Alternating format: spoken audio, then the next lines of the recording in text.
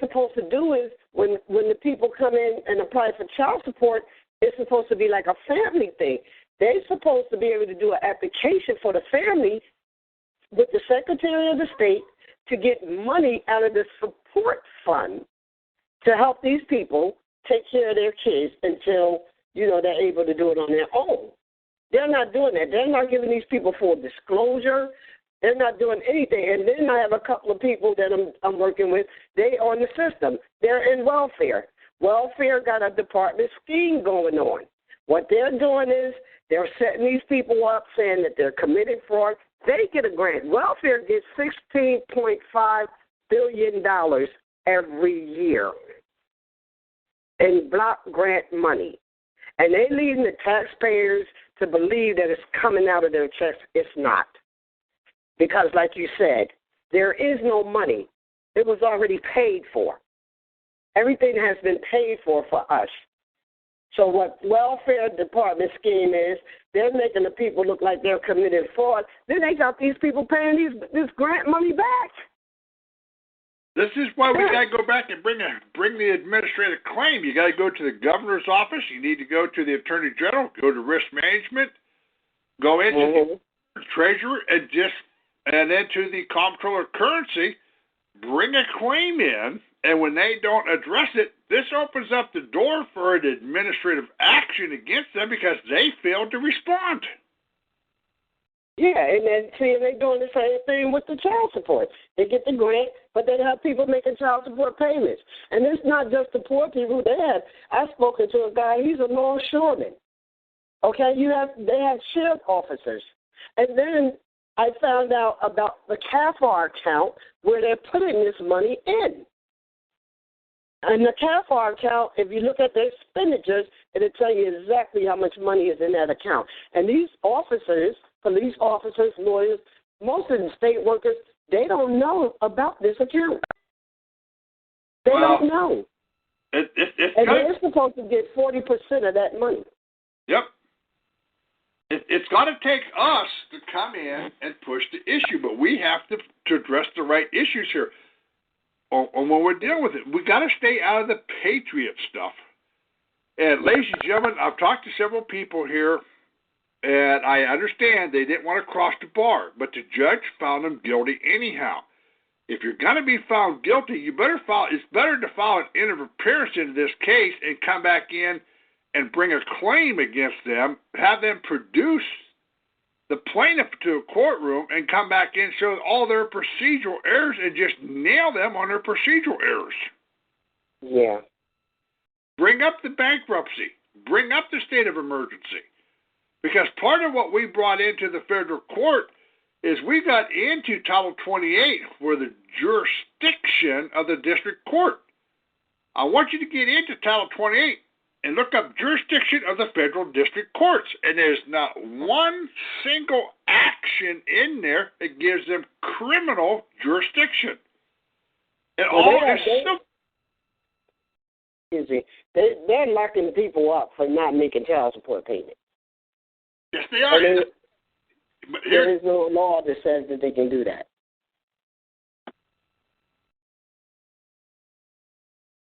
But you got to go back and make the issue out of the bankruptcy that the state has brought in federal grant money, name them as an indispensable party to this, because you need to name them, the Social Security Administration and the federal government, because they're the ones who gave the grant to the state under that birth certificate name, and bring them in as parties to this and sue them. Okay. Because that's what we're trying to do. We're trying to get the class action. That's why I got a petition on my Facebook page, and we got people out giving out petitions to get the signatures, because we're trying to bring them into court. Because it's terrible. It's terrible what they're doing.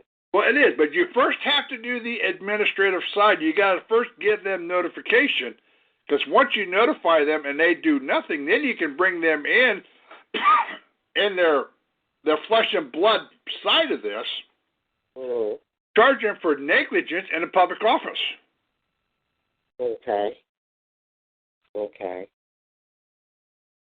That's what we're trying to set up now. That's what this SF-95 form is going into the Attorney General's office. It is a tort claim for administrative remedy for them to settle this issue.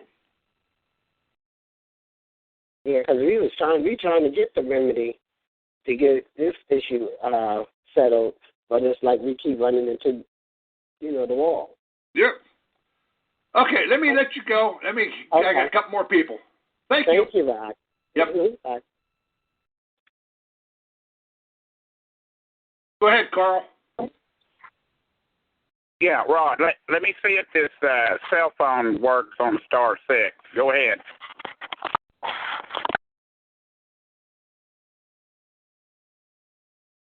Colorado, go ahead. Hi, it's Nancy. You talked about had Pacer having having signatures that were nothing other than images, but I'm in federal court now. The attorneys from the DOJ send me the things and sign them, but they are allowed to fax in all the material to the district court. Now, wouldn't those also just be facsimile signatures? Well, as long as you've got a wet signature on yours, they can electronically send them in, but what they're doing is they're not sending us anything. And if you got something here, as long as you got a wet signature, then they are somewhat coming in compliance with the rules. But the ones that are then recorded in the court case, though, aren't. Yeah, well, that's the other issue here. Anything that goes into the court case has to be signed. Well, it isn't, because it goes in as an electronic filing. No. What they put on Pacer is one thing, but when it goes into that court case, that paperwork has to be signed in the courtroom. No, it isn't. Well, I know that. That's why we're making the issue on this. That's why we're coming back to them under Rule 11. So could I go after them for the fact that none of their filings that they're all worthless, or whatever word you use? Well, the fact that they failed to follow Rule 11, but go back in. How many have filed an entry of appearance in? How many what? Filed an entry of appearance.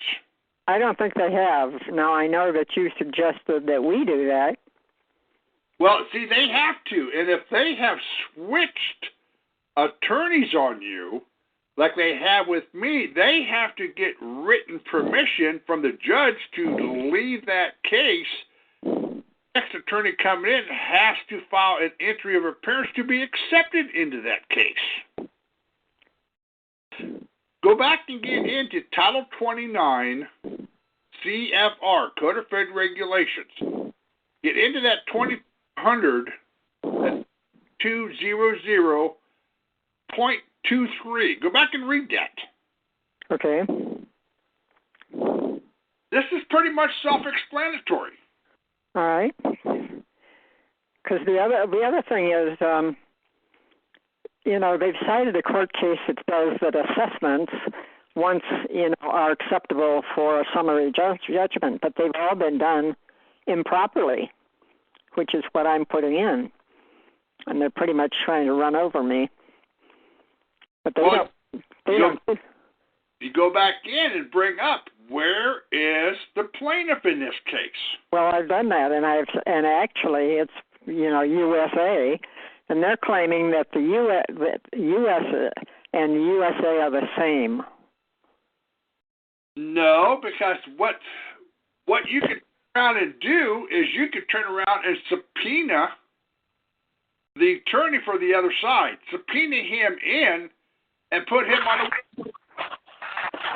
Well, that's another little trick that people can do, and actually it's been tried through the years, is file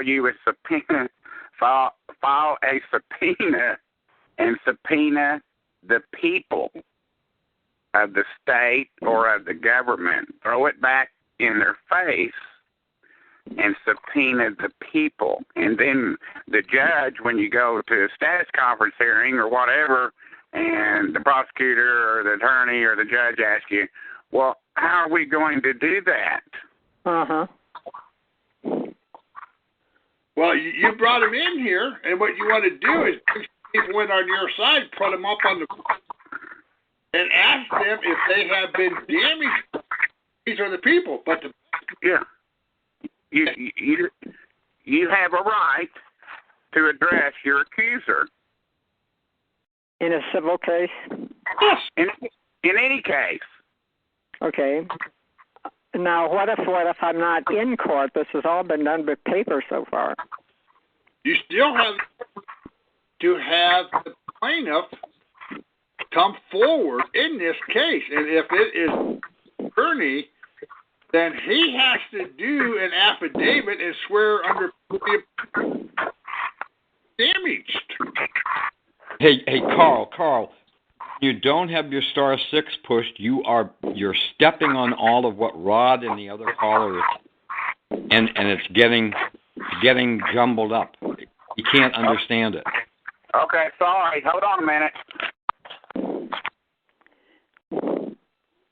Okay, I think he just did his star 6. Now, Rod, you were saying something that was fairly important. I don't know if we can go back to it or not, but yeah, we were talking about the plaintiff, and I've said that there isn't even a plaintiff that isn't dead because it's a bankrupt corporation in the USA, and they have no civil rights either at all. But you want to go back in and subpoena the attorney for the other side and have him put under oath and affirmation and under penalty of perjury of how he was personally injured. And if he said, well, I'm only the representative, no, you have to bring in the plaintiff. The plaintiff has to have, because under the rules of evidence, that there has to be a valid complaint. And this is where we have to nail these suckers. Yeah. Okay, the other thing that I've tried is the IRS is at the base of this. They're not the complainant, really. The DOJ is that they're debt collectors, aren't they? And aren't they liable under Title 15 to verify the debt? Yeah, they are. Now, if who exactly? I'm confused because sometimes it says that they're the debt collector for the Federal Reserve. Then it says, no, they're the debt collector for the bank and the IMF. Now, all right, it goes back in. That's what we've been sitting here saying under the congressional records. McFadden clearly pointed out that the Federal Reserve note is not money. Right. All right, the argument is what are you trying to collect a debt on? Because under the Federal Reserve Act, it says the United States has the obligation, and under Title 12, 411, it's the obligation of the United States. We need to go back and make the bankruptcy issue on this, and we need to go back in and make the Federal Reserve Act an issue on this. It's the obligation of the United States to pay the debt. Okay, but it also says, though, that you're supposed to be able to take this to a Federal Reserve Bank or Washington and get gold and silver, but there's a fat chance of that. Well, that's whenever you had the silver certificates or the gold certificates. They used to give you silver or gold. Federal Reserve note, it's worthless. But that, the 12.411 says that the obligations of the United States can be redeemed. Well, it can be. This is where they discharge the debt. This is where they're supposed to go back in and do a 1099-C and cancel your debt. Not you. You can't do it. They have to, but you got to make the issue. Okay. I brought up the bankruptcy and I brought up, the debt collector thing, and they just sort of ignore it. Well, they do, but the thing is, you have to push the issue on it. And as long as they can sidestep us, and we go with that sidestep, then they have diverted the issue. But the point being of it is that case, that Shear versus Cullen, that's S-H-E-R-E, I believe, and it's C-U-L-L, but A-N. Shear versus Cullen. This was an IRS agent that worked for the IRS that got fired because he didn't pay taxes. he went back and sued the commissioner